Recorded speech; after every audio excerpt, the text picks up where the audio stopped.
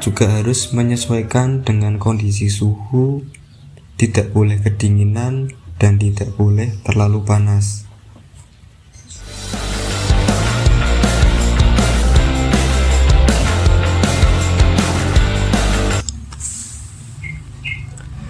Assalamualaikum sahabat ternak dimanapun kalian berada. Semoga kalian semua sehat selalu dan diberikan kelancaran rezekinya, dan yang sakit lekas diberikan kesembuhan. Kembali lagi di channel Mustika Farm. Jika kalian suka dengan video ini, silahkan pencet tombol like, comment, and subscribe, dan jangan lupa nyalakan loncengnya supaya kalian tidak ketinggalan dengan video berikutnya. Oke sahabat, di video kali ini kita akan membahas treatment khusus DOC chopper agar supaya pertumbuhannya merata. Faktor-faktor apa saja sih yang mempengaruhi pertumbuhan brooding DOC agar pertumbuhannya itu bisa maksimal atau merata? Karena ada beberapa dari teman-teman yang hasil broodingnya itu ada yang ayamnya itu kuntet ataupun tidak merata, bahkan ada juga yang banyak kematiannya juga banyak juga. Nah, di sini kita akan membahas faktor-faktor apa saja yang mempengaruhi pertumbuhan DOC chopper pada saat brooding itu biar bisa maksimal. Yang pertama itu kandang brooding. Teman-teman harus menyesuaikan untuk kandang brooding sendiri itu tidak boleh terlalu padat. Di sini untuk pengukuran kandang brooding itu dari umur 0 sampai 1 bulan itu 1 meter perseginya itu untuk 30 ekor ayam. Jadi di sini teman-teman bisa menyesuaikan ketika teman-teman ingin brooding ayam. Nah, di situ kalian bisa buat jadikan patokan untuk 1 meter perseginya itu 30 ekor. Itu dari umur 0 sampai 1 bulan. Terus yang kedua, penghangat. Penghangat juga harus menyesuaikan dengan kondisi suhu, tidak boleh kedinginan dan tidak boleh terlalu panas. Untuk suhu sendiri biasanya kita memakai kisaran di 32 sampai 33 derajat Celcius.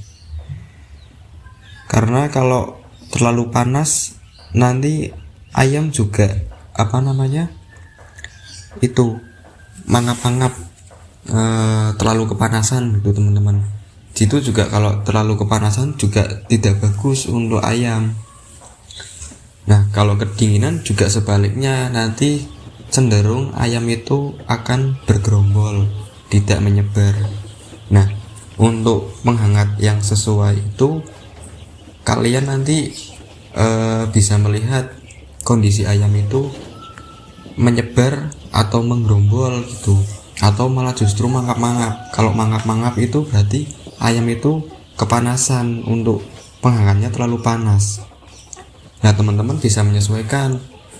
Teman-teman mau pakai penghangat menggunakan lampu nggak apa-apa, mau pakai gas olek juga nggak apa-apa, atau mau pakai yang lainnya kayu bakar atau oli bekas juga nggak apa-apa, tergantung kenyamanan teman-teman saja. Kalau di sini saya menggunakan pemanas itu lampu bolam. Yang selanjutnya, yang ketiga itu ada tempat pakan dan tempat minum. Untuk tempat pakan dan tempat minum itu juga harus sesuai dengan kebutuhan ayam ya teman-teman. Jadi kita sesuaikan. Kira-kira kalau di sini kan saya kan tebar bibit itu 500 ekor ayam. Nah, di sini saya menggunakan 8 buah baby chick, tempat pakan baby chick namanya ya teman-teman. Terus untuk minumnya saya menggunakan 6 buah tempat minum. Tapi untuk tempat minum dan tempat pakan itu juga menyesuaikan dengan pertumbuhan ayam. Biasanya kalau ayam sudah semakin dewasa, nanti untuk tempat pakan dan tempat minum akan saya tambah lagi teman-teman gitu.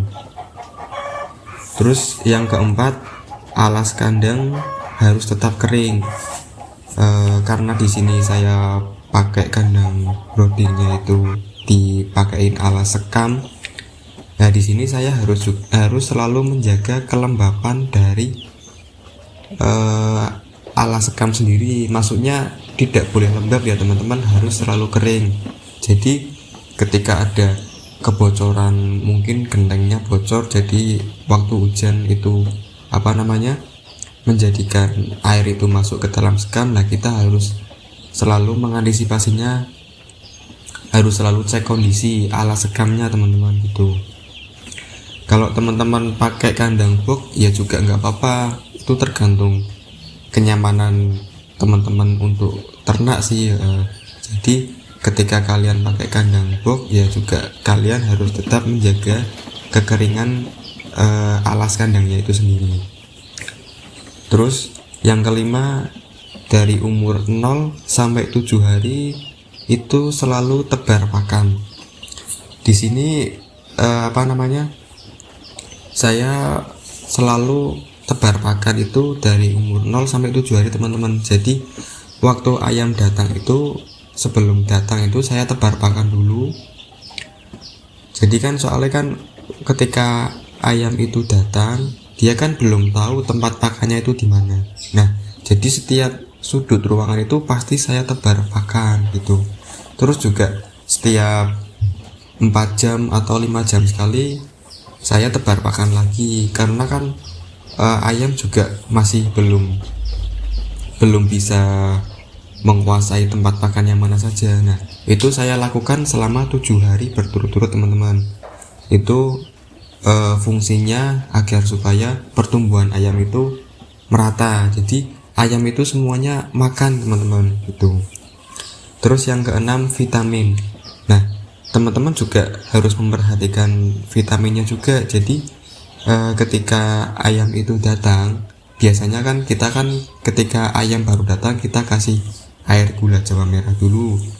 Fungsinya kan biar ayam itu tidak stres, terus juga meningkatkan stamina dari kondisi ayam itu sendiri, karena kan dia kan dari ekspedisi kan, jadi kan mungkin kan di perjalanan juga stres juga kan. Nah, itu fungsinya air gula merah kan biar tidak stres. Nah, terus selanjutnya besoknya setelah itu teman-teman boleh dikasih vitamin, bebas vitamin mau pakai apa. Di sini saya vitaminnya pakai Vitacik selama 7 hari berturut-turut. Setelah itu mulai saya selingi air putih teman-teman. Dan yang ketujuh, vaksin. Vaksin itu wajib ya teman-teman. Di sini saya sangat menganjurkan sekali untuk vaksin, karena lebih baik mencegah teman-teman daripada mengobati. Tuh. Nah, berhubung di sini saya pesen TOC-nya itu yang sudah triple vaksin, jadi untuk yang pertama itu saya tidak usah vaksin tetes mata atau NDIP teman-teman. Jadi tinggal saya melanjutkan vaksin yang lanjutan.